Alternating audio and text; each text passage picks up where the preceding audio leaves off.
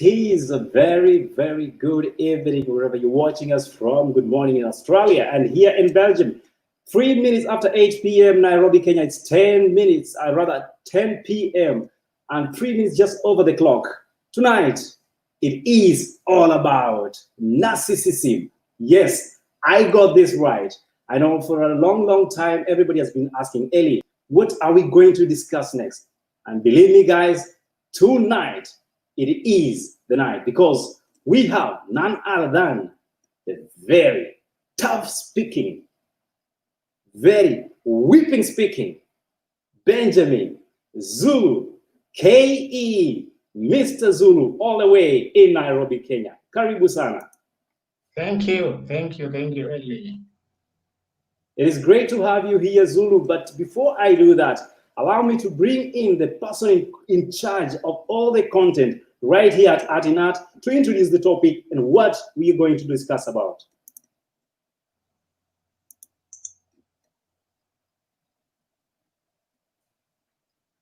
Yes, once again, that is Victoria. I forgot it.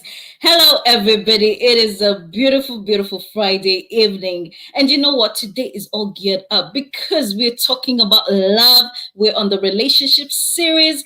And today it's all about narcissism. Have you ever dealt with somebody who loves you, but they want to control you? They want to blame every single thing about every single thing that happens in the relationship. They want to pin it on you. They do not have regard for your feelings, but everything that they say they do is right. That is what we're going to dissect today. And we have none other. You already heard it, and you've already had a sneak peek of him. We have none other than relationship specialist, the man himself, dating expert, Benjamin Zulu. And you know him from his fiery words, his controversial topics, which we actually love, but he's here right here with us, and he's going to help us dissect this topic. So back to you, Ellie, and let's enjoy the show. Thank you so much, Vicky, for that splendid introduction about Zulu. But Zulu, we have said everything about you. Brother, this is your time. Who is Benjamin Zulu, and why are you here tonight? All right, Ellie, thank you so much, and your team, Vicky, Noreen, for having me here. My name is Benjamin Zulu. I'm a life coach and a counseling psychologist based in Nairobi, Kenya. We are here today because we are talking about a topic that is close to my heart, called narcissism. That's a big word that many people cannot pronounce. Okay, they pronounce it one way or another. Narcissism, NAC, something. Sometimes you can shorten it as NAC, N-A-R-C. If you can't do the bigger word, just call it NAC. So NACs, narcissism, the people who are self-absorbed, who are insensitive, manipulative, void, hollow, empty, energy vampires, people who are pretenders, people who are in fact walking shells, feathers floating through life, and they do not have an existence of their own. They must suck the energy from you. They must be given attention somehow. They are so weak, but the name, because the name is big, big to think that we're talking about strong people. In reality, they are vapor. If you stay with them, you come to realize they are amorphous. They lack a coherent sense of self. They cannot sit quietly like this. Well, you have given them all the names that exist, Benjamin. But first things first, is this actually a medical condition or is this a behavioral condition? It's a personality disorder. It's a personality disorder. We have emotional disorders. We have mental disorders. This is a personality disorder. We have other personality disorders like histrionic personality disorder, antisocial personality disorder. This one is in the cluster of personality disorders. Mood disorders are treatable, like when somebody has bipolar, that's a mood disorder which can be treated. Bipolar means a person swings from depression to mania, happiness to depression. They cannot stay on one. So when they're swinging like that, we can give them medication based on. Somebody has schizophrenia. Schizophrenia is a mental disorder. When somebody has schizophrenia, they can be treated with medication. When a person how has narcissistic personality disorder, personality disorders are choices. It's a person who has decided to take a certain approach in life. All personality disorders are choices. They are not something that happened and the person is helpless. Oh, let's be merciful. You keep hearing that narrative around here. Just be understanding, endure them. Everybody standing from far who has never encountered a narcissist can talk like that. And I keep telling them, okay, because you're in a safe corner, you can throw words to out there. Yeah, the guys, be sensitive. Wait until you meet one of them. And when they ask me, can I change a narcissist? I tell them, try to change a proud person. Let's see how far you succeed. Just look for a proud person. And if you succeed, now you can attend with a narcissist. Because a narcissist both proud and manipulative and mean and vindictive and evil and merciless and unempathetic, unfeeling. They will suck the life out of you, and when you die, they put a show on your body. People don't, society does not understand narcissism because they're so evil. We cannot wrap our minds around such a level of inhuman. We'd like to turn our heads away and assume it's only an exaggeration. In reality, that's what they are. So this is a personality disorder and it's a choice. It is a choice. But many will tell you, because this whole month we're speaking about relationships, many will tell you that, Zulu, I have been dating this man and I think he is mistreating me. He's not been so nice. When we started out, he was all charming and he did this and he did that. But to make it a very closed circuit, how can one actually identify that I'm dealing with a narcissist if I got the spelling correct? All right. And don't struggle too much early with spelling. I just want you to understand the people so that you avoid them. Narcissists are also women, women and men. Men are, of course, in larger numbers because of their social positioning or being able to dominate. It gives them more leeway. But we have women, mothers who are narcissistic, who torment their daughters. So one of the things you shall know narcissism in love relationships, we have narcissists as parents, and they are disaster. Children who grow up under narcissistic parents, especially the violent. We have narcissists who are, we call them malignant, who can beat you up to hey, oh my, they can beat up a child. They are brutal. They hit the child's head against the wall. They hit the child's head with a heel of a shoe. They do things that are unthinkable. If I begin to tell you the kind of things children tell me their parents have done to them. The girl who used to come home, class 7 girl, and she will be told to lie down for the mother to check whether she's too virgin or she has slept with men every day when she comes home. I have cases where children are beaten until they faint. Huh?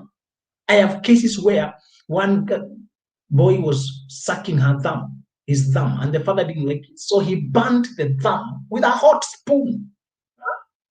The other girl was sucking at the elbow. The father burnt the elbow. The brutality with the narcissist, oh my God, it is mind-boggling. So children who grow under narcissistic parents, they grow up with the same trauma, the degree of trauma that children who grow up in war zone grow up with. They hear blasts of cannons. They live in intense anxiety and fear for their lives. Same children grow up with narcissists grow like that. But we have other people we call covert narcissists or passive aggressive. They damage you emotionally without using aggression, without being violent. A mother who keeps criticizing constantly the daughter that she can't be good enough. That daughter quietly is damaged. Narcissists know that words hurt for life. A physical hit hurts for, when I hit you physically, it will hurt you for a while. Word will torment you for life and will eat you from inside and damage the most important thing about anybody, your self-esteem, your self-confidence, your sense of self, your place in the world, your sense of deserving. One sign that is in parenting and family. When it comes to love relationships, one sign that you're dealing with a narcissist is when they love bomb you. They come quickly. The man, especially when he's a guy, he will shower you with love, but he's always in a hurry. You can sense a hurry. Always speed. Next thing you can sense is early signs of control. He wants to know who you are with, who you're talking to. Sometimes you have to do video to check. If it's a woman, you know you're dealing with a woman narcissist when she rushes romance, when she hurries up to have sex, when she becomes possessive quickly, when she never utters the word sorry. It's very easy to identify a narcissist. They never apologize. Never. Okay. The only time they apologize is when you decide to quit. Benjamin, I want to take you back to the very important point you mentioned about the issue to deal with words. And we realize that words got power. Like you say, a parent will constantly bring you down, you know, how bad or ugly you are. But again, somebody is raised in this kind of home and environment, they walk into a relationship. Are you surprised that we have people that constantly use such demeaning words on their spouses or, for example, their partners? And could this be a reason of their upbringing in one way or another? Thank you for bringing that up. And I need to sound this warning again. If you sense you grew up an abusive parent, whether you know the word narcissist, I mean, the victims sometimes don't even know that word. You know, they don't even know who they're dealing with. But all of us know whether we were loved or rejected. Well, if you grew up with an overbearing sense of rejection, your duty is not to rush to something. I have said and I repeat, out of research, the brain develops at 25. It finishes developing at 25, whereby you can think rationally. Before 25, you cannot think clearly. You cannot reason with distance and objectivity. One of the problems we have today is young people are being in the university dating narcissists and to hunt them there because before they can identify them, they make you pregnant. You move in with them, start living with them. And men, they go dating the university girl, thinking she's innocent, thinking she's harmless. So, if you grew up under a narcissist, your first duty is to heal and regain your mental balance. Again, you are empty. You don't have anything to give to anyone. You are so needy and clingy. You need to be affirmed. The affirmation you need is not from a lover. The affirmation you need is first from yourself to accept your identity and to heal, to pause and gain your balance. In horse riding, they say the first thing, before you try to steady the horse, you must steady yourself first. When you come from an abusive background, don't go spewing those words, calling people names, putting people down, insulting them. And I tell you don't have to marry a person who uses demeaning words. Marriage is not compulsory. Relationship is not a rule. You don't have to date anyone, by the way. I tell single people, do a quick calculation. If the relationship is not an improvement on your single life, what are you doing in it? Huh? It is your not reduce. Benjamin, one will argue the point you're bringing up that relationship is not a must. But we grew up being told, go to school. That is your primary level, go to the A levels and the O levels, and after that, get your degree, and when you're done, graduate, get a nice job, buy a nice car, marry a good wife, and have good children. I mean, why are you telling me now relationship is not a must? Because I have this guy, he slaps me one or twice, he tells me sorry, it was just the anger, and you know, life continues. Why tell me now it's not a must, especially when dealing with a narcissist? One, and early, let's remind ourselves the victims hardly ever know that one. Hardly. We like to glorify the people we love. And we don't like giving them bad label to reflect badly on us. The person I'm dating is a narcissist. Oh, how did you end up with a narcissist? Oh, you must have a problem. So we try to avoid labeling the people we love. But that does not mean that you ignore reality. You have to deal with it. So if what you want mostly in life is relationship, you will be ruined by bad. If you gain your identity and sense of direction and fulfillment and actualization in life by being in a marriage relationship, that will be your curse. You never enjoy life. I tell all people that out of research and human psychology, your first priority must be to develop your potentials and express your individuality to the world.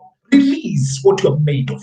Play the basketball like Kobe Bryant until when you exit in style, and we feel how you impact. Play the football like Messi. I mean, run like Eliud Kipchoge. I mean, play like Serena Williams. Do your thing to the highest. When you pursue your goal, Now you are in a place to marry, and I'm not saying you must go to the peak to find. I'm saying define what you are here to do. Many people have not known what they want to pursue. Once you decide you want to be a lawyer, accountant, a journalist, a researcher, now find a mate who flows with that.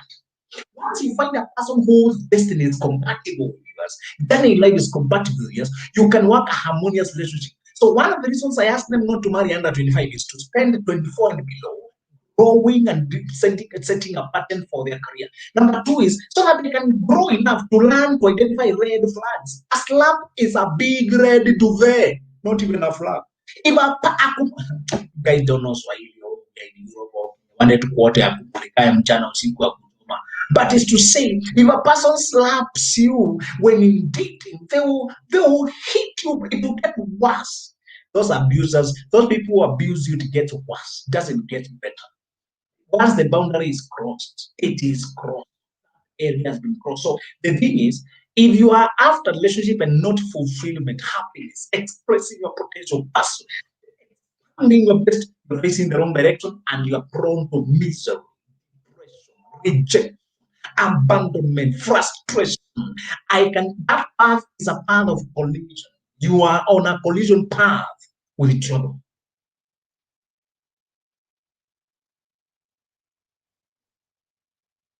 Heavy points you bring there. You mentioned the pre-25s, and I will not bring it at this level, but of course I'll take you on that.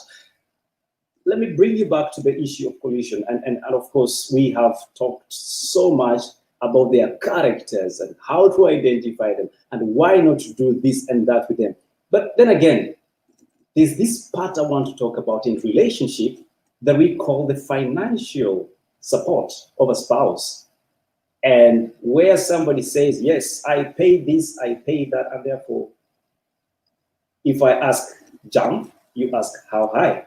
So does this come into play? Bringing you down to the financial strength. All right. Are you asking about how people should split financial responsibilities in a relationship?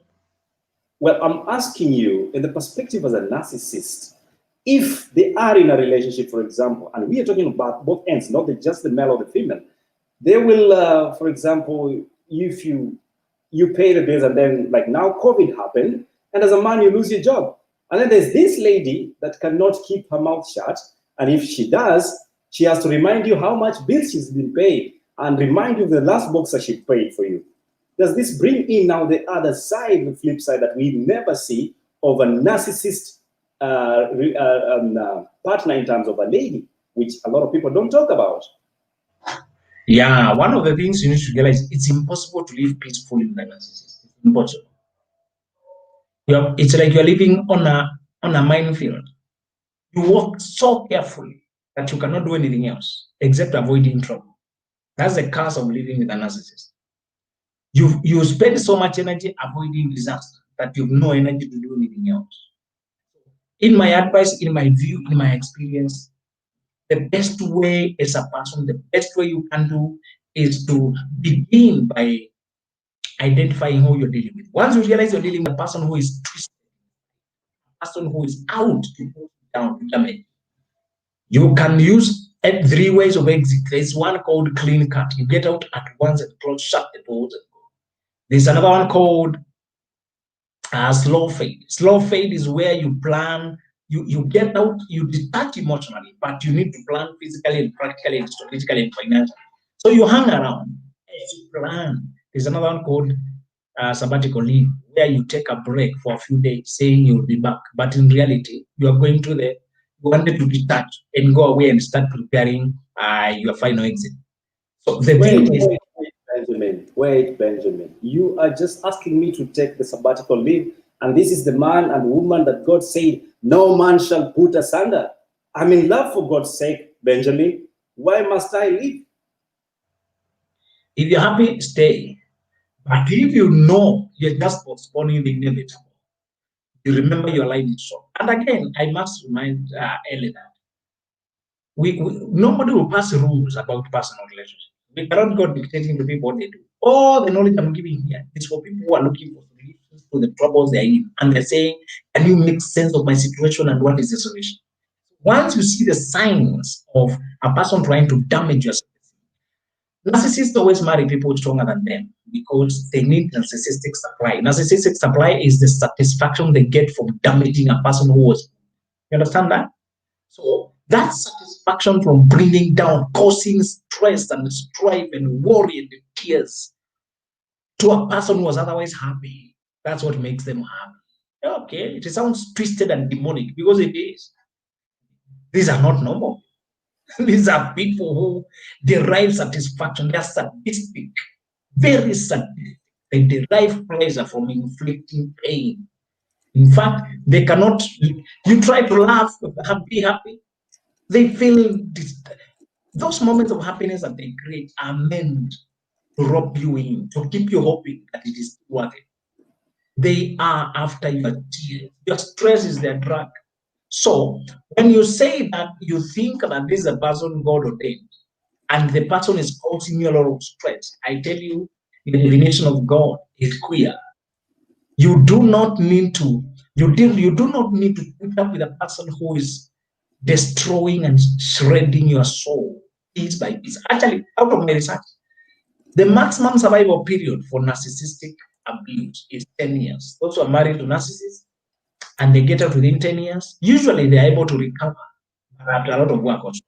Those who stay past 10, they get permanent damage in their body in terms of things like, heart attack, stroke, blood pressure, diabetes. The health takes a toll. Narcissistic abuse has serious, severe consequences. You stay past a certain period, your body begins collapsing. Body begins collapsing, and just before we bring in the audience perspective, because it's a big deal for us, I want to take you to the point you mentioned earlier on about the pre-25s getting into relationships. Are they endangered species? Because you say, rather in your own words, you say people that are narcissists, they tend to marry people they can have control over. We're talking marriage concept. And if it's in a relationship, it's also the same. So what does age play or come into play when it comes to marriage and relationship in that matter? Age is important because there's an age at which you cannot identify where you're being in life. Your personality is not yet fully formed. And you cannot tell red flags. You cannot read character. That is age 24, 23, 22, 21 downwards. Brain is still located, you're reducing amygdala, the emotional center for reason. And your ability to think straight, it is not, it's very hard. Does not mean you cannot work or run a career. I mean emotional reasoning. By then you can do algebra, you can invent things. Your brain, pre-25 brain is equipped, it's called in the brain. Equipped for skills acquisition, is equipped for performing career. But in terms of emotional reasoning, emotional intelligence, ability to read people, ability to think, even when you are in infatuation, that emotion only begins to come at 25. And you're not saying everybody past 25 is wise. When you reach 25, your brain has stabilized, but you must use it like a muscle. If you don't use it, you still make stupid decisions, even when you're still out. So you can find fools who are 45 and 50. You can find wise people who are 5, 26. But I'm saying you are only able to read character, know where you're going, predict your future, step out to that. I mean, step outside the situation and look at it with objectivity. This arrives at 25 and above. But even though it takes work.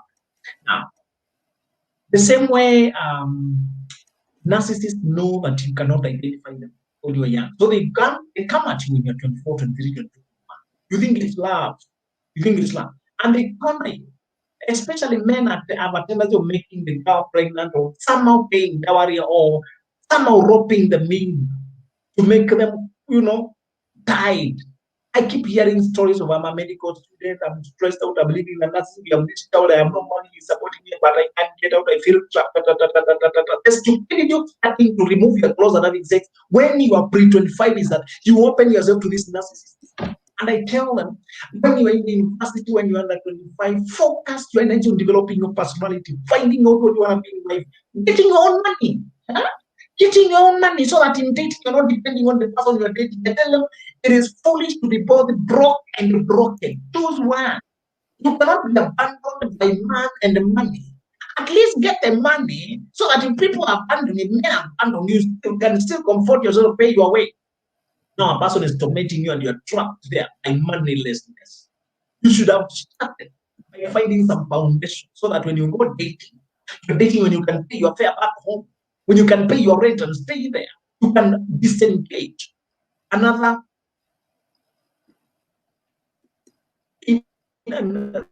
they might have sex. More addressed to sex. And this having sex. Sex confuses you. It warps your reasoning and it makes you get emotionally attached to somebody telling you you have not even studied and analyzed what they can do for you. You know, so I tell them that many mistakes. If I tell you that 8 out of 10 of all people married narcissists, it was a pre-25 thing. You picked a mate with a brain that was not equipped to evaluate character, to know where you're going, to know who you're becoming, to know what works for you, to know how your future looks like. All right. So the problem with the pre-25 is they do not know themselves and they cannot know who they're dealing with. A great contribution there from Benjamin Zulu. And of course, Farm, we always bring in the viewer's perspective in all this. So I am going to introduce some of my panelists that are not on in studio, but they are backstage. Let me ask Noreen if she can quickly take us to the comment section and see what the family down there is saying. Noreen, if you can have me there, and let's see. Good evening, first of all, Noreen, if you can hear me. Good evening to you, Ellie. Thank you so much for this opportunity, and we are having a good time. So I'll directly go to the comments. Of course, we are having questions and comments from different people. From Raul Keroni. Raul says, I survived 4 years and went into hypersensitive crisis. Sophia Nanjala tuned Fifi Pass. Does fear of being a narcissist make you one? That is a question. Then we have, of course, people are trying to let others in. And now we have John Gitao. John Gitao says, Leo ndio Leo. Guy, Mr. Zulu, are you talking about me? Zulu, please tell us, are you talking about John Gitao? Then we have Susie. Nimeona umekutagiwa already nikiingia mami. Okay. So then we have Rebecca Atitwa. Rebecca says, the truth in this discussion, someone abandons you and you're moneyless. Thank you for hosting Benjamin Zulu. Kenya, I'm loving the show. Tune in, Nikiwa Mumias. Thank you so much, Rebecca, for tuning in. John Gitao, tuhurumie aki, Mr. Zulu. You are saying ukweli yote. Zulu, I think you're just saying all of it. You're just saying the truth, and people are getting it. Then we have Susie. She's asking, how can you protect yourself against destructive narcissists? That is Great. I will help out if you allow me, Benjamin, so that you can try and respond to, or rather give your reactions to some of these comments from our viewers. Quickly there, I will go to Raul so that I can screen it up for you. Just a second, if you allow me, guys. Sometimes these things take time. But very quickly, there was a comment from Raul. She said she survived that kind of relationship. That means she lived through, and eventually, at one point, ran into hypertension Benjamin, your take on that? Yeah, it is very unfortunate. And I hope our story won't all of us. I want to ask that person to seek therapy. He or she can help. Now, the rest, be warned. Be warned. Do not go into a relationship when you think you need a relationship, when you think you're too lonely, when you think you're too bold, when you think you need. That need, um, Raul, I can see and I really feel for what you went through. We are sorry about that, but I hope you're working, you're done out of it. One of these, you need to remind people early that our life is short. You don't know how to spend 10 years, 20 years in a stressful. And you don't have eternity to donate like 5 years to a person, another tank of years to a person, your life will be wasted. You never achieve your goals if your life is wasted in this kind of things. My answer to this is that seek therapy, but learn the lesson. After that, don't entertain energy vampires. Somebody else had asked whether does fear of being a narcissist make you one?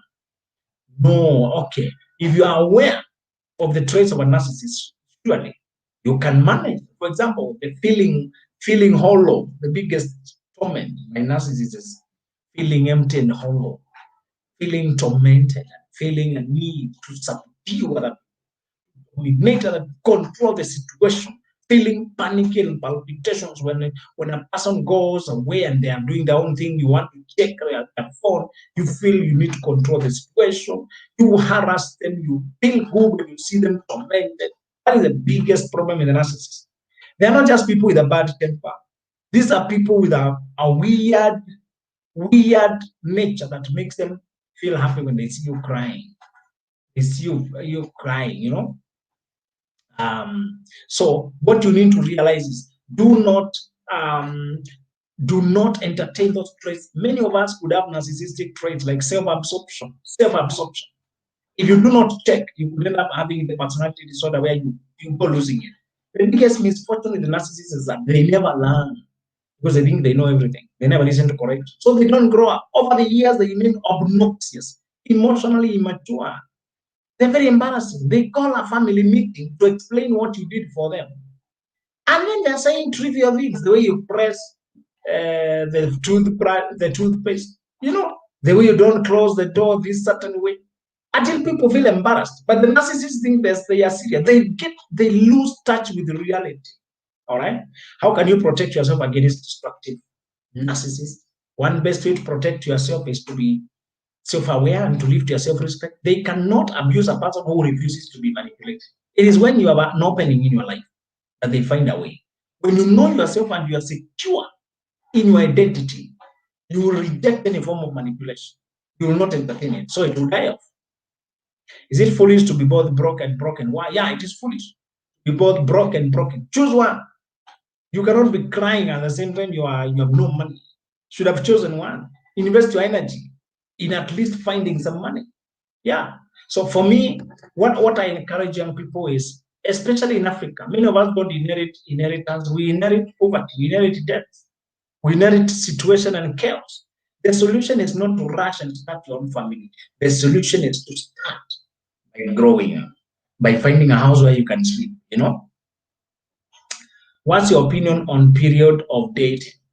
The period of dating matters is determined by how long you've interacted. I mean, how intense how much you've known this person. It can be 1 month, it can be 1 year. If you're talking daily and you're talking for hours, a week or two, you'll have learned so much about the person that you know that they stand a chance. All right. But if you have been there for a year but you hardly talk, that's not a year. Is it possible for one to be a narcissist and they genuinely do not know? No. They just don't use that word, but they know what they're doing. They decide to bully everybody who does not cooperate with them. It's a decision. They may not admit it. But the funny thing is, research has shown that many actually admit it because they feel like narcissism is something to be proud of. They even admit it. So it is possible for people to be unaware. Self-awareness varies, but many times narcissists have made a decision to bully them. Mm-hmm. Great. I mean, you are too eloquent. I cannot even ask you to expound on the points because you have it at your fingertips. And I think it is time I brought in the ladies' perspective. Probably they have questions for you. I say Victoria Nkata is in studio with us. Victoria, if you can hear me, good evening once again. Karibu sana, Benjamin for you. And kindly fix your mic for me because you've given me no authentication. Go ahead, Victoria. Actually, one of the questions that I actually had was one that was asked by one of our watchers, our viewers, and she asked, can someone who was good become a narcissist later after you being with them?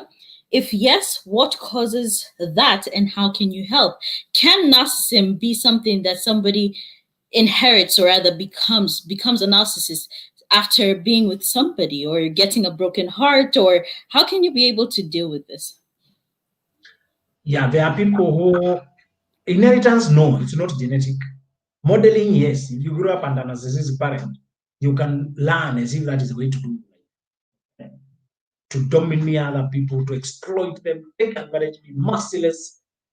You can learn it from by modeling. You can also pick up narcissism. You can decide to be a narcissist after go through a heartbreak. You are rejected, and you decide you never trust anybody. You know what to punish everybody. Narcissists sometimes they look like an agitated bull, very strong but can't think, just in a fit of rage. So what might happen is after a heartbreak, people can change drastically. All right, but if you start out with a person, they do not change to become a narcissist somewhere along the way. No, it doesn't happen like that. They were narcissists when they came in. They pretended. You know, did not realize who you're dealing with. It is that they are perfect actors. One sign of a narcissist is they have two distinct personalities. There's one for the public that is charismatic and congenial and beautiful, so that people can praise them because they need praise. And then there's the one that is the monster at home, which so that they can dominate over the people. Victims of narcissists have to record the words the narcissists say for the world to believe them. Because the person has distinct personalities, completely distinct, so that they are this person and this person. Many of them are even in charge. Many of them have a title. Many of them have big names. But they are so inhuman in private. You can hardly believe it. One of the problems with the narcissist victims is that they struggle where to begin because you guys know that person the other way. You know her as a very lovely girl. But the things she does to the husband, to the boyfriend, are terrible, unimaginable. And what I told you is, especially narcissistic mothers, is a trait that has not yet been discussed because mothers are special people. Mother's Day is happiness. But even this Christmas, some people are going back to a very evil mother. They are going home to go and struggle on how to get around with a very evil mother. So you need to balance those. Remind yourself that people don't change midway. It isn't that they acted and you do not look closely now. I want you to warn Christian girls when they hear a person saying they are saved, look at nothing else. Christian brethren, when they hear the girl singing the praise and worship, they look at nothing else. That can be a deadly narcissist who is just performing. When you go to the church, the people up their stage, they're using charisma, not character. Character is not visible there. Mainly it's charisma, their persona, their talent, who the facade, the mask, that you cannot see who they are. To see a person who they are, go to where there's no glory. Maybe Sunday school teacher, maybe Asha, or maybe at their workplace, when they are their most genuine self. That's how you can, you can realize who you're dealing with. Don't be too fooled by charisma. Can someone who was good become an narcissist? Okay, so that's what I'm asking. I'm asking. They do not change midlife. They were just hiding to get you. Just as a follow up onto that, I would kindly like to also ask. Now, there's one area where you mentioned something about narcissism not being something that one can help someone out of. I mean, you can't go into a relationship saying, you know what, I'm going to change this person. However, how do we help these individuals as professionals as well? Where do we come in and help individuals to be able to change? If I personally cannot go in and change a partner, what exactly can I do that can be able to help an individual change this behavior? Remember, narcissists are not looking for help. It is us who think they are looking for help. Only a few will ever admit. Remember how hard it is to admit pride. Pride alone. Remember that. It's easier for people to admit sexual sin. Oh, brethren, I tripped and had sex. Oh, I tripped and drank. I tripped. Forgive. But saying I was arrogant and proud and inconsiderate and inhuman and unempathetic and unfailing. To confess that is difficult. So few, I don't want you to waste time preparing. I'm going to transform a few narcissists this year. None of my work is transform. Your work is not to cover the whole world with the carpet, but to protect your own feet with the sandals. Wear shoes for your own feet. The first duty is to make sure you learn how narcissists look so that you can avoid them. Interesting. Thank you very much. Thank you for taking my questions. And I will give it back to the hosts. Ellie, please take over. Very interesting contributions there, and thank you for your time. We'll ask Noreen if you have the ladies' perspective on your end to go through one more question, rather one more comment or two from the comment section, please. Noreen, if you can, I'm going to screen this out for you and let's see what they say. This question here. Let me ask you, what are the worst things you can do dealing with that? You do not, one of the worst things, if you want to list them in terms of words, is to nurse hopes that they will change. Then your life and your talents and your potentials wait there as you nurse the hopes. You do not need to postpone your life waiting for people to change. Yeah. So maybe Ellie, you can give me just one or more, two more questions. And as you understand, it is way night over here in Nairobi, and we have a busy day tomorrow. You can give me one, two questions that I leave you guys to continue in the rest of the show. Thank you, Benjamin. You are trying to run out of this, but I know I have somebody backstage who wants a question, rather maybe having a question, and she is the one and only Nyanduko 254. Nyanduko, take it away. Nyanduko, I have no control on your mic. Hey. Okay, I just cannot get a hang of this. Hello, Benjamin, meeting you for the first time tonight. How are you? Hi, Nyanduko, I'm fine. Okay, KPLC have behaved.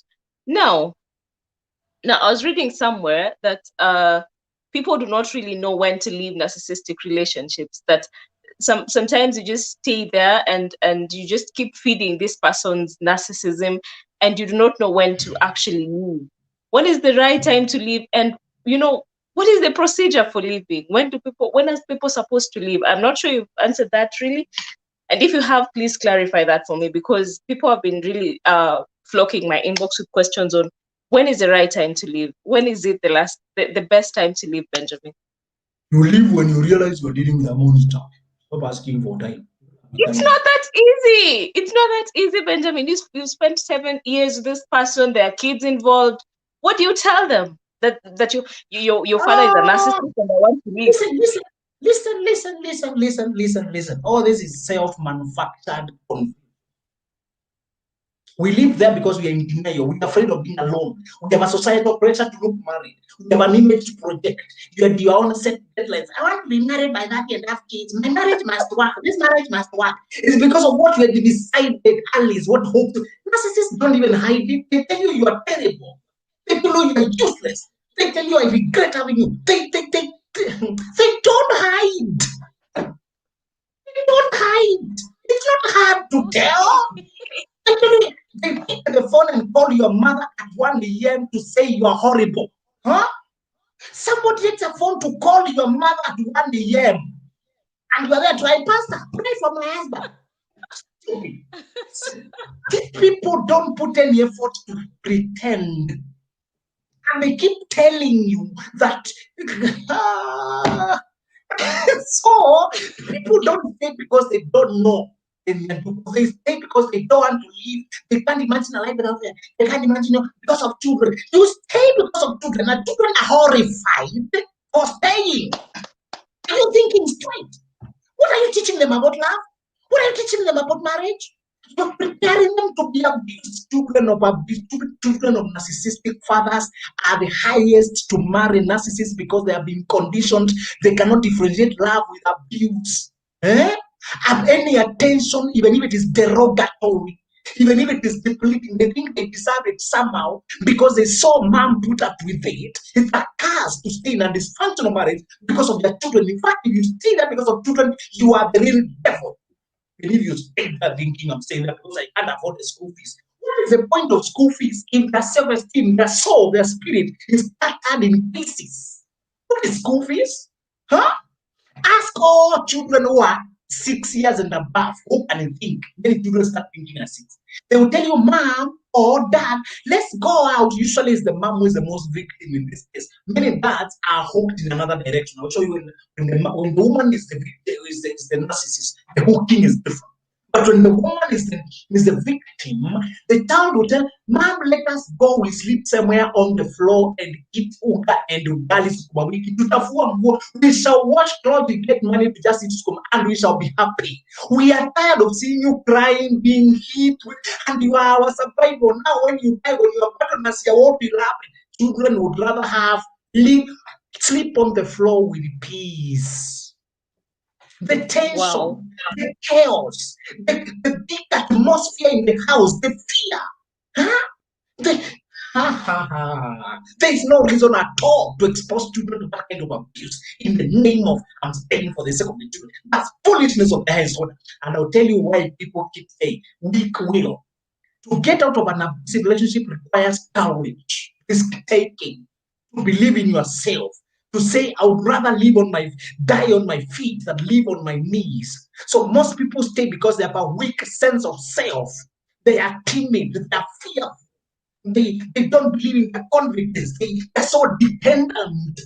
Most problems are with the victim. You hear activists here and organizations saying, I should understand the victim.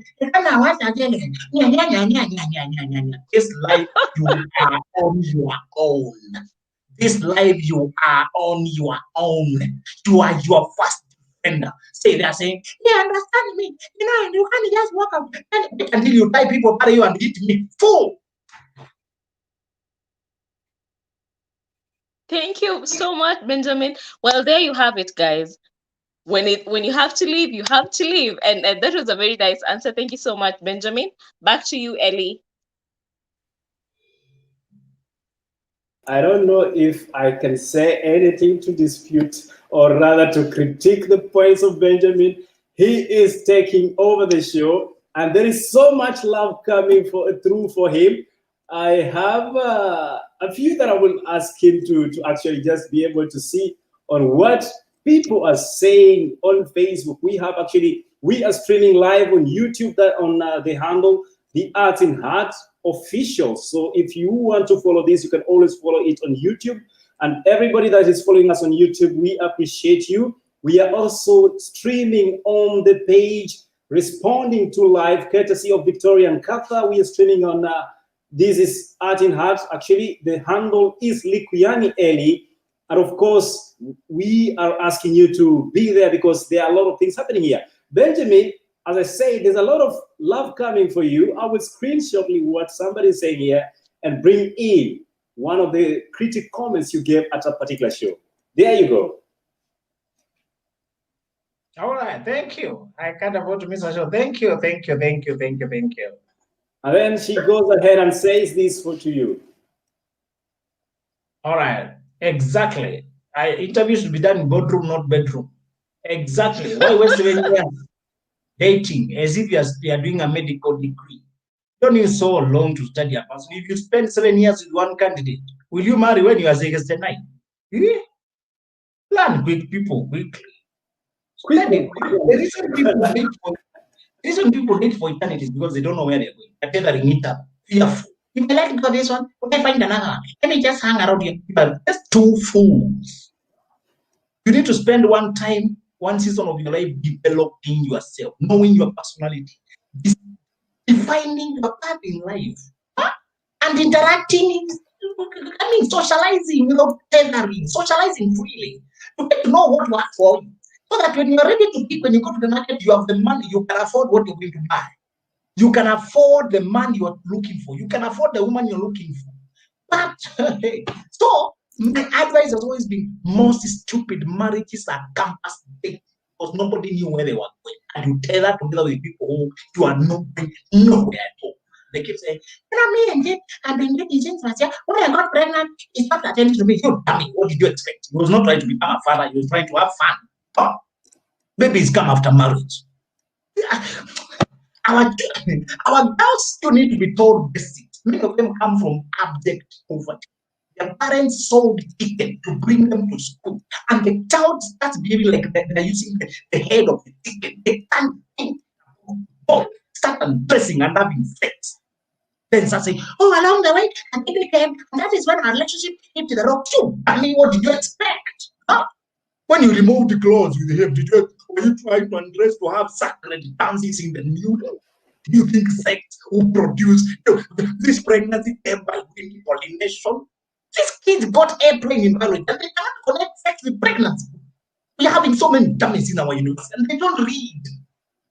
They're just partying and sleeping and they just partying on Friday. They go partying, rave. They don't read. They just carry handouts. Sign in for me. And when exam comes now, they start reading more. Read it 2 weeks to exam. Cramming.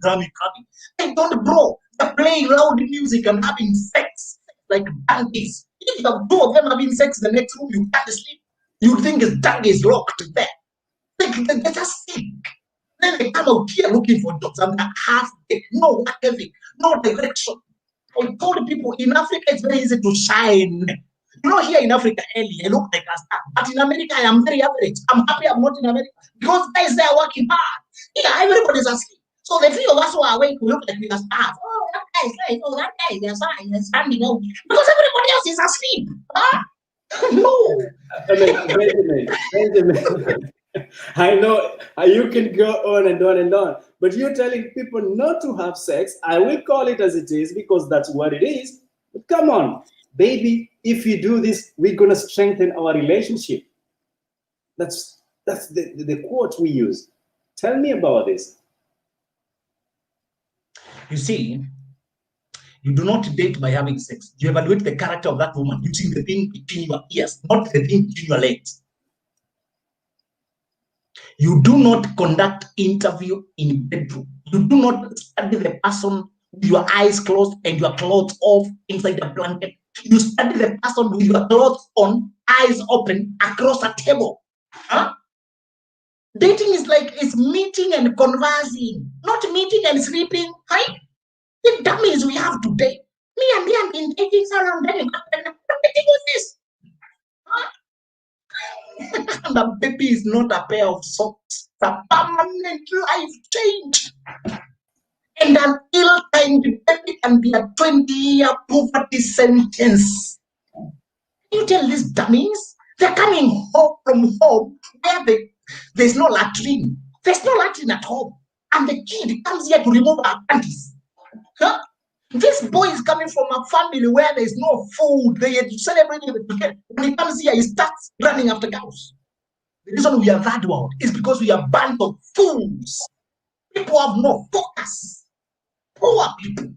Instead of working on our potential, we start running after each other and bearing children and breeding children. We are useless. When you go to the West, and the reason I have prayed God for 20% of African youth is because Pareto principle said you only need 20%. GDP, 80% of GDP comes from 20% of the population. If I can have 20% of the young people focusing on the right thing, they'll produce 80% of GDP and we will move to first world. The reason we are that world is not because of the colonials, it's not because of our economic corruption government, it's because we waste our individual potentials. In America, in Europe, it's the families that are wealthy, it's the individuals who are factorize their potentials, build business that they make the government rich. It's the individuals who start. It's not the other way. We have so much independence here. People are looking for jobs to be employed. If all of us are who is going to employ who? We're supposed to, we ourselves, actualize our potential, innovate them, the guys invented them, who invented Facebook, invented WhatsApp. They were experimenting. Look at most of the innovations were done by young people. But they were doing look at going on trying to sleep with a cow when he invented Facebook. Our dummies here are removing trousers. What do they invent apart from poverty? I like that part about removing trousers, Benjamin. And I want to bring you on it because I know you're speaking it as it is, the ugly truth. But tell me, Benjamin, there is the 90-day rule. I mean, What if the 90-day rule works? Because I'm asking this from an expert point of view. You are a dating expert. That's why I'm asking this for everybody that is listening. The 90-day rule. What is that? The 90 what? The 90-day rule, whereby after the 90 days, you can get into between the sheets and do your stuff. And you're telling us here we cannot do this. You can count your days, and when you get in, the biology doesn't care, emotions don't care, your heart doesn't care. If you do the wrong thing at the wrong time, you still be damaged and devastated and confused. Your life is short.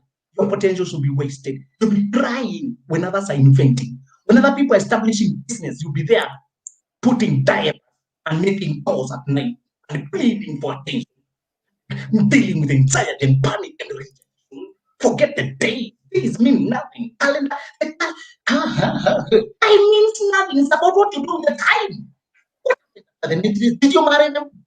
Ask a woman who removes clothes without the security of a marriage what she's thinking. When it was after 90 days or 90 months, what difference does it make? If you are still abandoned and left or kept in territory, in America, people engage and then they move. After he engaged me, we moved into it. Now we have 3 babies and I'm 3 babies, 3 children, 10 years. You're still engaged. You must get happy. You're kept in a territory of a marriage. Not even know where you stand. You're kept pending for 10 years. Because you cooperate with nonsense. I ask people, God, what you get in life, you get what, not what you deserve, but what you fight for, what you insist on, what you say I deserve. You want a secure marriage and you say I deserve it, you demand it, you will get it. But if you play, if you shuffle your feet and they really join and ensure that you're willing to bargain, you will be bargained to 2 shillings. You'll be heard for free. Okay, I have no further questions for you, but I have a lot of thanks to give because it's exactly 1 hour since we went live and you have so many commitments. Very quick one, Benjamin. Do we have hope for narcissists themselves? Can they have a turnaround? I know you say it's a disorder at its high level, but is there a turnaround for them? Is there a hope for these people? Or is this a lost generation? There is as much hope for narcissists as there is for proud people. Pride is their first identity. Overblown ego. They look down on everyone. They don't even want to acknowledge God. That is how much hope there is. The day they are going to swallow their ego, which they think will choke them. There is hope, of course. Anybody can change their behavior. But I was telling you, the frequency of them changing their behavior is so small. It's like crossing River Limpopo on a rope. That is not the best means of transport. It's better for you to protect yourself against them. You don't have eternity to save them. And you should not elect yourself the assistant to the savior of the world.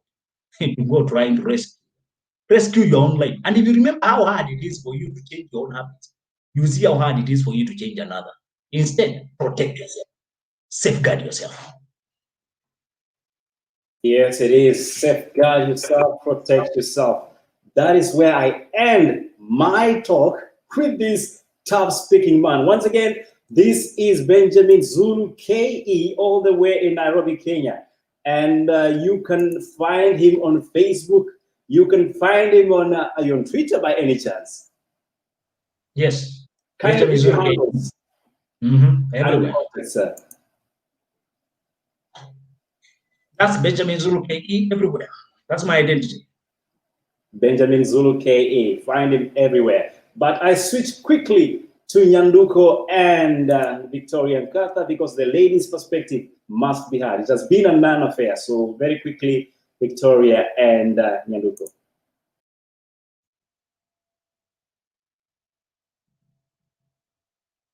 Go ahead, Nyanduko.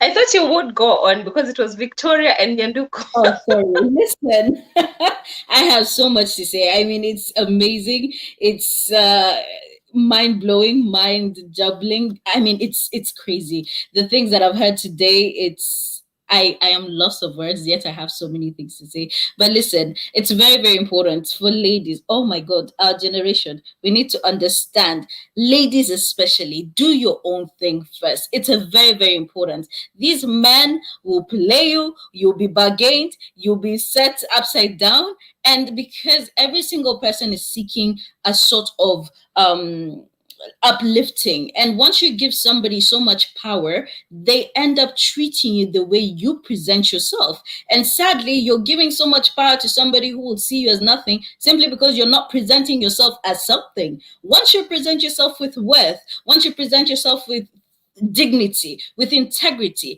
somebody will be able to look at you and appreciate you for that which you are and make the necessary commitment instead of playing you like a ball. Honestly, there's so many of us who are constantly being played here and there. And it's crazy. It's saddening. We have so much power. We have so many things that we can do. Young ladies, you don't understand that this generation is for you to be great, for you to be amazing, for you to be super. It's very, very important for you to understand the power that you hold. And as you were told, under 25, me, as under 25, make your money, be your own boss, be your own woman. It's not, times are gone where you needed to sit down, be a housewife, and depend on a man's money, depend on a man's this and that and that. We're here. We can do our own thing. It's very, very important. So there you go, Nyanduko. I mean, let's get into a 45-minute session for me to go off. Okay, Victoria. And when all that is said and done, it all boils down to you as a person and the change that you're willing to make, with the change that you want, when all this is said, when after Benjamin has said they're under 25 and over 25 stuff, it all comes back to you as a person and what you really want, So if you're willing to feed this narcissist, but if you want the change, be that change that you really want. So yeah, and there's a comment here from John Kubai that I'm going to take before I say my thanks to Benjamin Zulu. Do we have enough psychotherapists available who are properly trained for the diagnosis and treatment of narcissistic personality disorder? That one you'll ask Benjamin and Victoria. But I think when you seek help, you find help. When you seek help, you find help. If you do not seek help, you cannot find help. And thank you so much, Benjamin, for making time for us. This is so huge. We're so grateful for that. And now, Ellie, if I start talking, because I've not been on the show for the better part of the night, I'm gonna talk more than Benjamin did. So back to you. Thank you, but I will allow if there's a rejoinder from Benjamin and briefly from Noreen. Noreen, you have a question for Benjamin or a remark before he can respond to John's floody question? Thank you so much, Benjamin. It's been a pleasure having you tonight, and trust me, I've learned a lot. And it's so encouraging and it's mind-blowing. It's an eye-opener for us to realize who we are interacting with and who we really want to date. So thank you so much, and I really know that there are people outside there who have enjoyed this show with you, and we just need more of you here every other time. Thank you so much. Thank you so much. That person asked whether there are enough psychotherapists trained in diagnosing. That's a useless question. Let's underline this. Narcissists are not looking to change. Please remind people that. In fact, they make you think you can rescue them so that you can hang on there and damage. That pity, that confused state of, they also are human beings. Let us be patient. Shows you don't understand what you're feeling. You see a snake and you say, a snake is also a creature. Be merciful about it, You should also take it carefully, And let us also give it somewhere warm to sleep. It will kill you. Narcissists are not looking to change. It's you we are trying to rescue. Ask the right question. I'm done.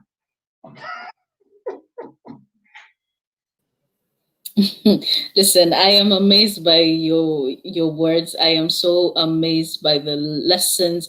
Thank you so much, Benjamin. Thank you. I salute you. You are definitely a person I look up to and a person I want to aim to get to. Like in your energy, it's a practice. Thank you very much. May God bless you. May He increase you. May He keep blessing you with much more wisdom. May your oil never run dry. May your cup constantly overflow, and may you constantly be blessed so that you can be able to bless the rest of us. Thank you so much. Thank you so much, sir. Most welcome.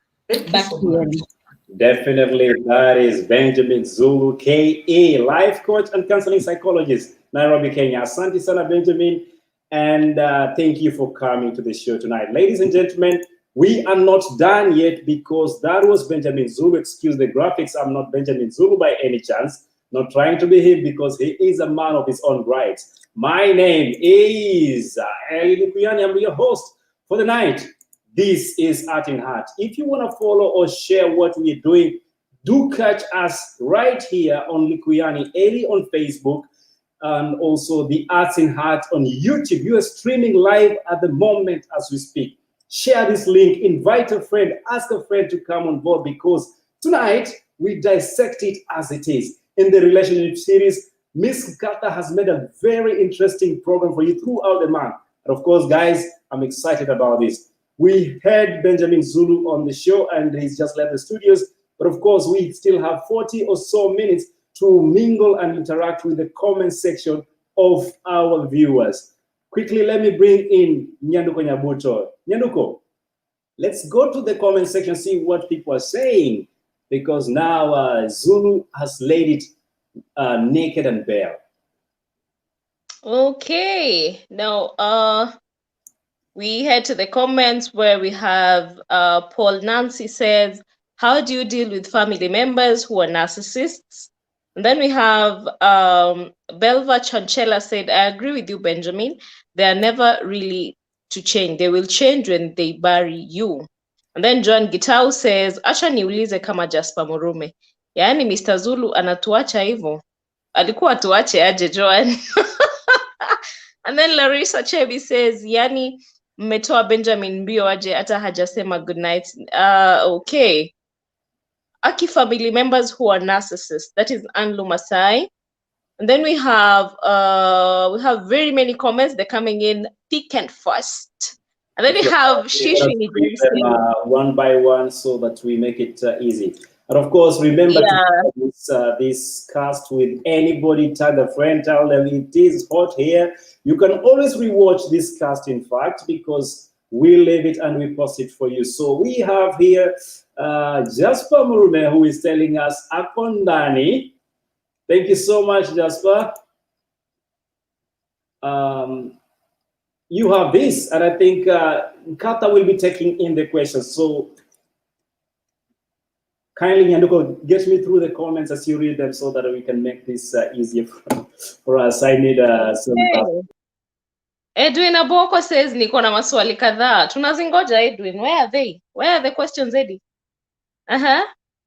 Yeah, so as we wait for Eddie's question, we continue to the comments. And then we have John Gitao saying, Mumeru himself. And then Trey Ambata says, for the first time, I have finished the program. Trey, we are not done yet. We're still going. We're still answering your questions. So we are still here.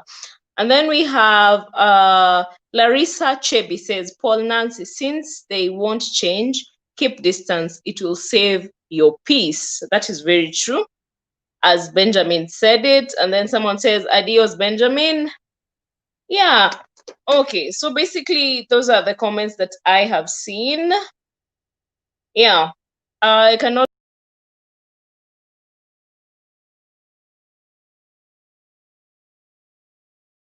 We seem to be having some challenge from Nyanduko's side. Can we quickly... I will ask Victoria to read through the questions because then she can be able to respond to each one of you one by one, if you may. We go with Nancy, Victoria. Start there. How do you deal with family members who are narcissists? We got to learn that one of the things that we cannot do to narcissists is push them towards help because they do not believe that they need help. So one of the main things that you need to do is, so sad to say it, but cut them off. I mean, it's very, very hard, but you cannot help somebody who does not think that there's nothing wrong with them.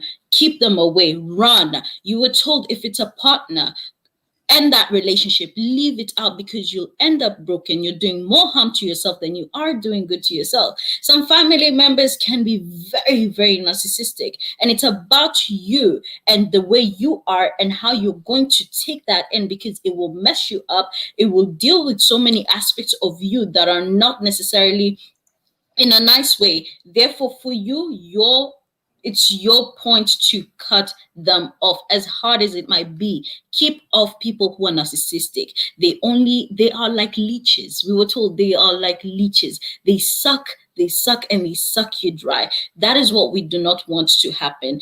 Family is not only family simply because they are related to you. When people are related to you, sometimes they feel very entitled to get so many things from you. They feel entitled for you to do things to them. They feel entitled for so many things. Therefore, it's very, very important for you to understand that they shouldn't be entitled. Being family should not place you at a point of draining your energy, placing you at a point of breaking you, placing you at a point of negative mental health. Focus on yourself. You are the number one priority. So that's the first answer. And then Fifi said, how do you face your kids and tell them that I'm leaving because your father is a narcissist? To be honest, it depends on the age of the kids. Kids do not need to know every single thing. And you don't want to demonize the father of your child, to be honest. You leave, and when they're older, they will be able to understand. Because as we heard, it's not proper for you to stay in a situation simply because you say you have kids. It's very important for you not to place your kids in a position where they see the negative aspects of what is happening, because they might demonize their father even more than you leaving the relationship. You do not want to make that relationship negative, or you do not want to place your kids at a point of they need to understand what a narcissist is, or they need to feel that their dad is a devil. No. You leave. There are very many ways to leave somebody without necessarily putting your kids at a risk of feeling that there's friction between you and the dad. That is for you to know and for them to find out in the future. I understand most people in narcissistic marriage get hurt years and years only to please the society. Yes, they don't want to be judged, hence end up sacrificing their happiness for the society. Is it about judgment or is it about your happiness? For me, I would not sacrifice my happiness. Let me tell you the truth. Because at the end of the day, society will have something to say about you. Whether you do this, whether you stay, they will start demonizing you for staying. If you leave, they will demonize you for leaving. So what else? What exactly will you do? I'd rather have them judge me for leaving because I'm happy once I leave, than me staying and having them judge me for staying and I'm unhappy. Choose your struggle. It's either you leave, be happy and be judged, or stay, be broken and you're judged. Simple. Society will never stop talking. Society will never stop saying something about you. Society will never stop constantly talking and talking and talking. So what you do for yourself in Walimba Sauti Soul, do what makes you happy. Exactly. Do what makes you happy. As long as it sits well with your mental health, your capability, yourself, stay in that course and live society. If you constantly think about what people will say, you will live a very unhappy life, because you'll never do anything that will satisfy you. You will never do anything that will make you happy. You will never do anything that will make you satisfied in life. It's the truth. It's a bitter truth. They never change. Protecting my peace is my I can only clap at that, because that is the most important thing. Protecting your peace, protecting your mindset, protecting your mental health. In this day and age, I cannot come and kill myself for anybody. My friend, it is me. I cannot come and kill myself, because at the end of the day, it will make me get to certain levels that are not good for me. Easy comments inakuja mbio mbio. Nyanduko, please take some of these comments. No. I'm reading Edwin Aboko's comment, and he says, I feel like the dead narcissist all my life. Eddie, start changing, because at the end of the day, what exactly are you attracting? What are you attracting? You know you attract what you are, eh? Exactly. You need to question what are you attracting.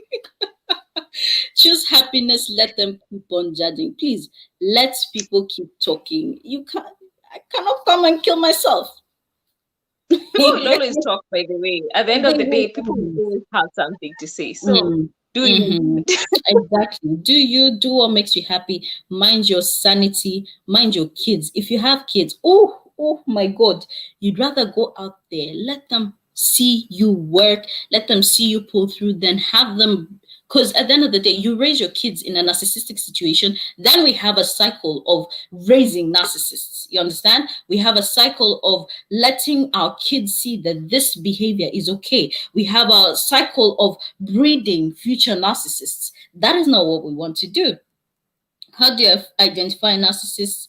Family members, let's say parents. I think Benjamin broke it down very, very well. You have, for example, parents who constantly just jab at you, reminding you of what they've done, or telling you that this and that is, you should not leave the house simply because this is my house, and when you're living under my roof, they tell you so many things. They tell you you're not worth it. Parents who constantly jab at you, telling you you're not stupid. You've never had appreciation from your parents whatsoever. Your parents has never told you you're doing good, my child. Never. Not even one day. You've grown from baby to whole adult, and they never appreciate you, not for a single second, but they still feel entitled because they've raised you, they've given you food, they constantly remind you, I've paid your fees. I mean, we should be appreciative. However, there's a certain level, there's a very thin line between appreciating and being somebody feeling entitled for certain things. You have parents who are constantly jabbing at their kids that this is what you need to do because this is who I've been for you. You have parents who are never willing to talk to their child because they believe that they're always right. They will constantly tell, even if you try to tell your parent, listen, this is how I feel and da da da, they will constantly tell you, you know what, I am right and you're wrong. That's it. And they will never state the sorry. Family members who constantly feel entitled to take and take from you. I mean, come on. Parents who constantly, family members who never, just because they're older than you, they feel that you have to give them a certain sense of, I don't know, morality, respect, and so on and so forth. Yet they don't even show that to you yourself. They feel that because they are who they are, you should bow at their feet. Those are people who are you need to run away from them. Is it not? Yeah, and we feed this. Sorry, Ellie, we feed this by saying that the parents are always right. Sorry, we say that they know better, they have lived longer, they know what should be done. If they say no, if it is not right for you, if you feel it is not right for you, then it is not right for you. There's no point of even staying in those relationships with your parents just because it's the parent. Now you have to stay there and be told how fat you are, how ugly you are, how you're not enough, how you've never done anything, how you're a CG. No, if it's time to go, run. Back to you, Ellie. Thank you. Everybody keeps saying it is time to go. Lauren, and I will bring you shortly. Kindly bear with me. Everybody's talking about running and identifying and we all begin from what it is all about, relationships. So I'm trying to figure out, as a lady, what is your responsibility in making sure that you stop this? Because apparently most of the time, Victoria, probably you have a different view. It is actually the lady in the relationship, in this case, that creates the environment to this kind of narcissistic abuse. What is your take on that? Because actually, Benjamin mentioned quite a few, but I want to find from the lady's perspective. Victoria, did you hear my question? Yes, I heard. You stated that females are usually, yes, I mean, females really are good at forgiving, they're good at nurturing, and they always think that, you know what, I can change him, he can change with time. And at the end of the day, they end up in situations where they break themselves down simply because you have this love and you have this nurturing trait in you, and you just feel that, you know what, I can make him change, I can do this for this person, I can try to go to counseling, I can try and treat him better. And most women actually, which occurs from the narcissist, they feel that it is their responsibility, especially also from society, where society explains that you're supposed to be the one who makes a man.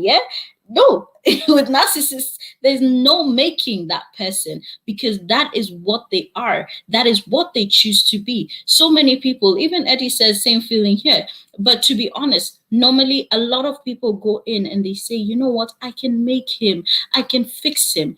Fix him. That's usually the word. I can fix him. Tamtengeneza.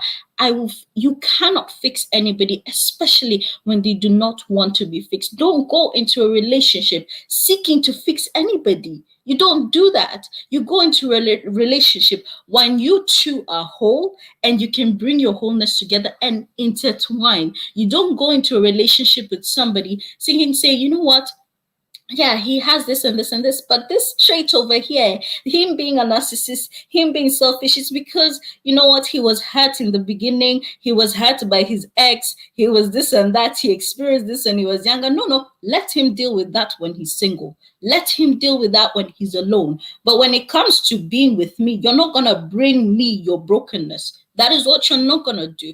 Fix yourself first and let people understand that in my area, in my energy over here, in my little bubble over here, I am whole. I am seeking to give. I'm not seeking to come and start tuning and fixing and molding and this and that and that. I am whole. I am comfortable within myself. Therefore, you need to get to a place where you are okay within yourself. And when we get together, we're going to deal with life together. We're not going to deal with each other's unwholeness. That's not what we're going to do. What we're seeking to do is tackling life together, building a life together, being bosses and handling life issues together. We're not trying to come and start fighting between your narcissistic behavior and my wholeness. No, or vice versa. That is what we're not going to do. And it's upon us as ladies to understand that at this point, take yourself, and like I said, know your worth. Benjamin said that a lot of people who deal with narcissistic people are people who also do not are not complete within themselves. They're not as self aware as they should be. That's where we need to sit down as women and be like, you know what, I need to get myself to that place where I'm not seeking validation in terms of being with somebody else. I'm not seeking validation in terms of being with a man. I'm not going to fulfill society's claim on me having to get married at this time and this time. That is not going to be my goal. What I need to do, be by myself, fix myself, work on me, get to that boss level that I need to get to. And once I know myself, then I'll know my value, because then I won't be able to tolerate any nonsense. Noreen, I will bring you in right here because I know Victoria is the lady that has all the knowledge on earth when it comes to every social issue. But Noreen, you have heard what Victoria says and fixing yourself and taking care of yourself, but do you have a different opinion when it comes to how you relate with an individual in a relationship? And in this case, a narcissistic, would you stay in the relationship for the sake of how you feel them? This is a very personal question, I know. Personally, I feel like when you get into a relationship and you realize that this person or this guy is having kind of narcissistic behavior in them, just as from the beginning of the show, it is not something I can tolerate. Because first of all, you have to seek your own peace. And my peace, I believe my peace will start with me. Now that my peace starts with me, can I be able to make sure that my surrounding has that peace? So I cannot be in a relationship where I'm undergoing that type of narcissistic character in my house, and now someone expects me to be there. I seek my happiness and I come first. That is what I have to say.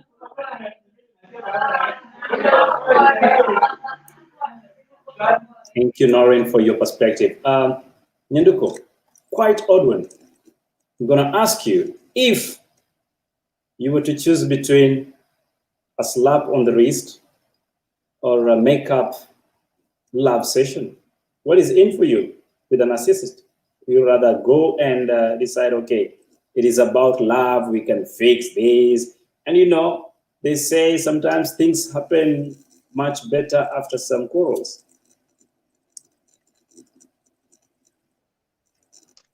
darling, I can I've hardly hear you seen now, this Nyanduko, these if you can hear me. situations.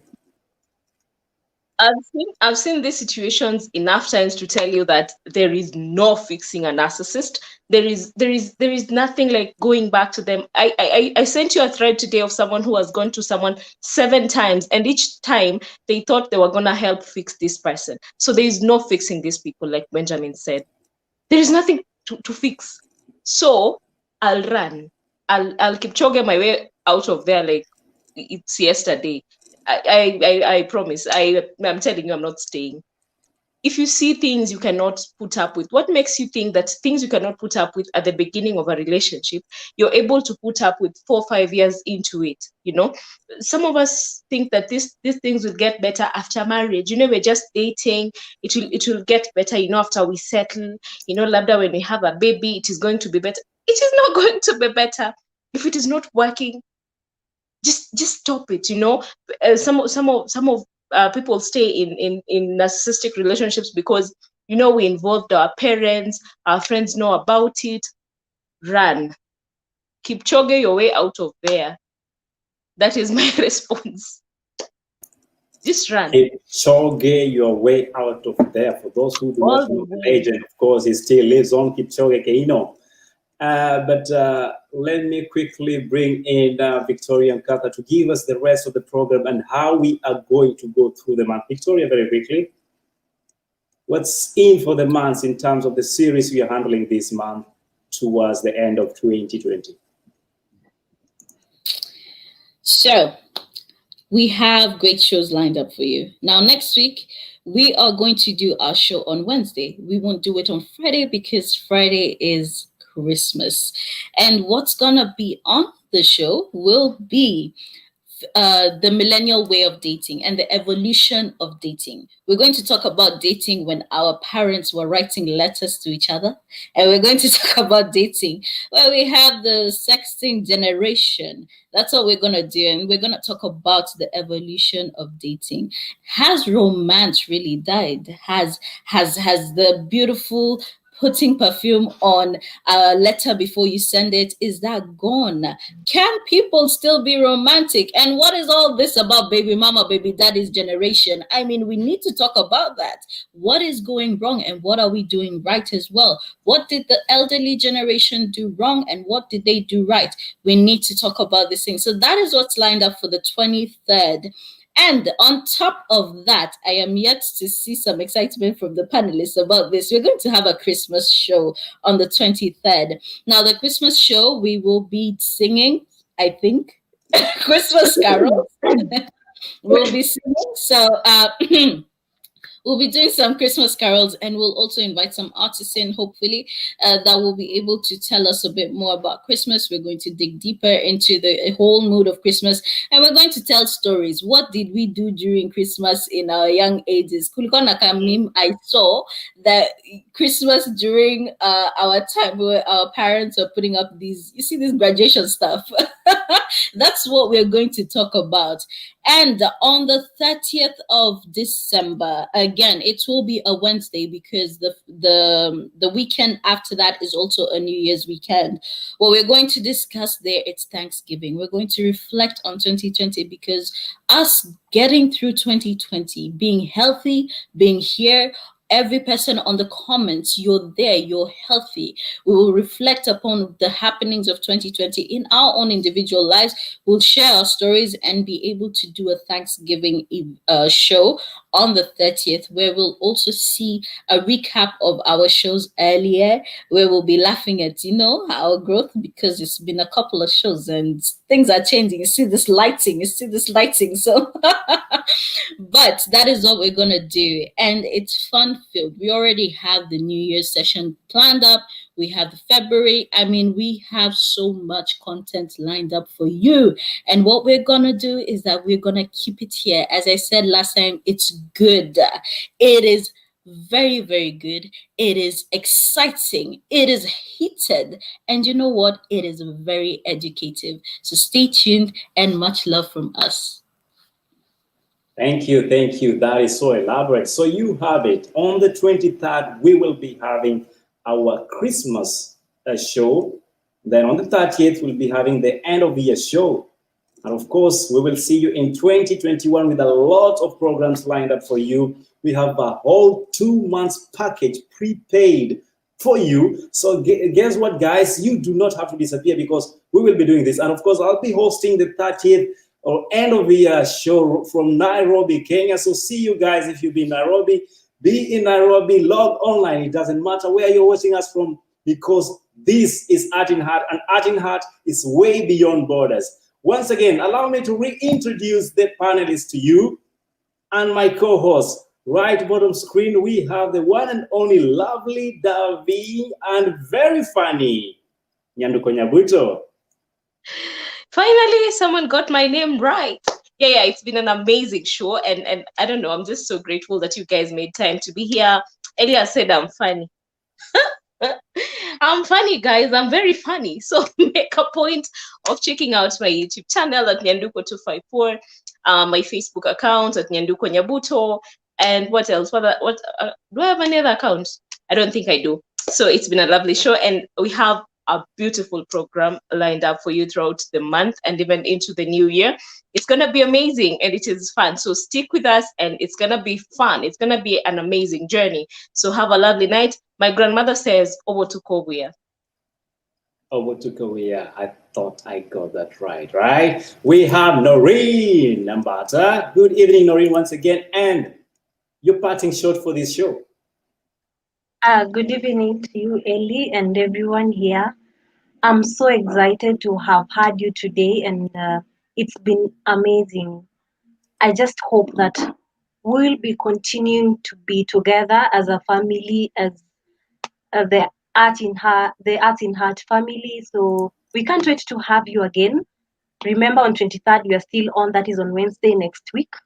Then on 30th again we are here to reflect on 2020 and what has happened. So thank you so much. My name is Noreen Ambata. Find me on Facebook as Noreen Ambata.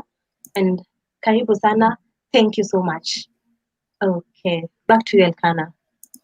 Thank you so much. And somebody just took me to a different level. I don't know who is that.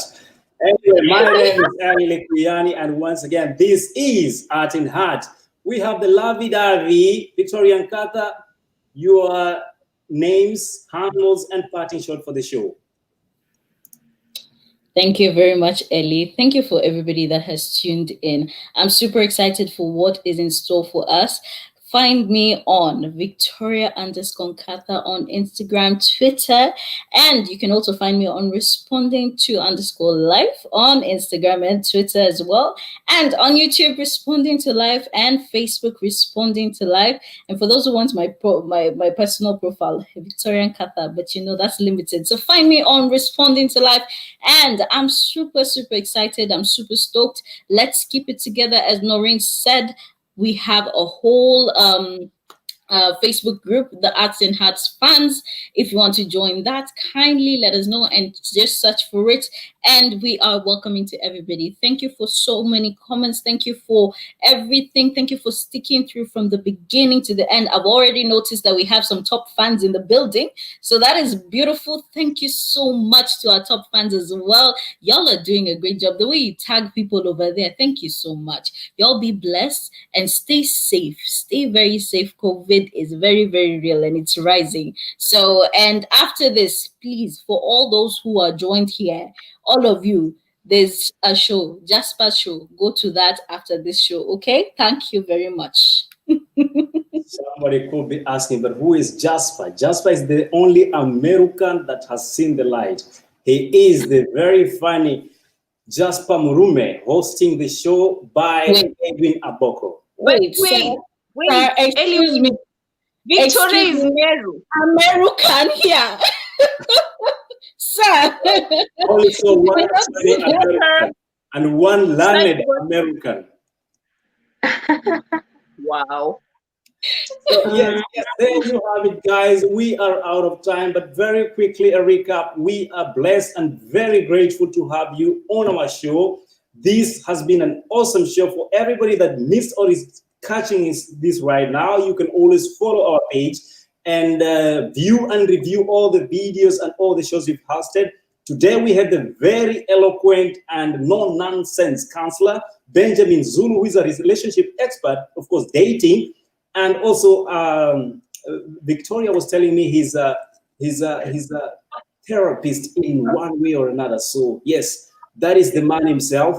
And very special thanks to everybody that has been so committed to this show. I want to recognize very special Susie Love, Susie, and Kiprono Road. I want to recognize Fifi Parts, our top fans, Joan Gitau. I want to congratulate Shish Winnie James for making it to the top fan.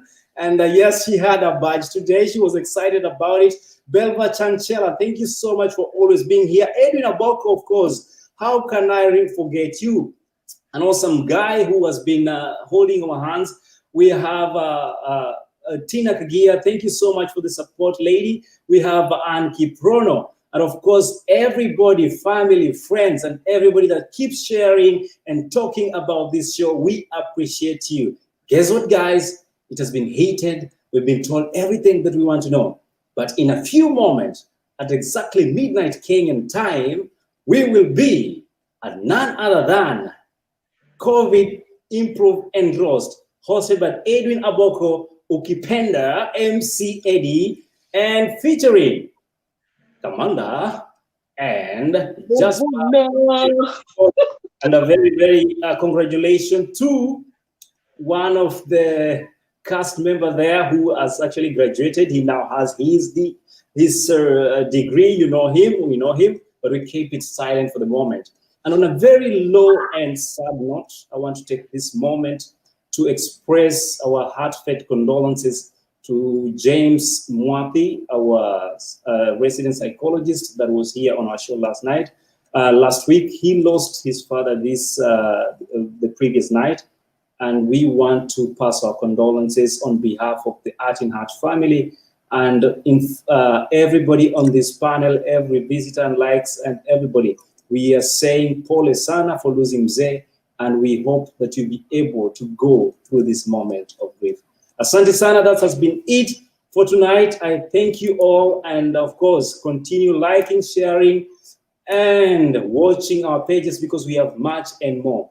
Thank you. Till next time, have a great weekend. See you on the other side of the bench at Jasper Murume, your Facebook page.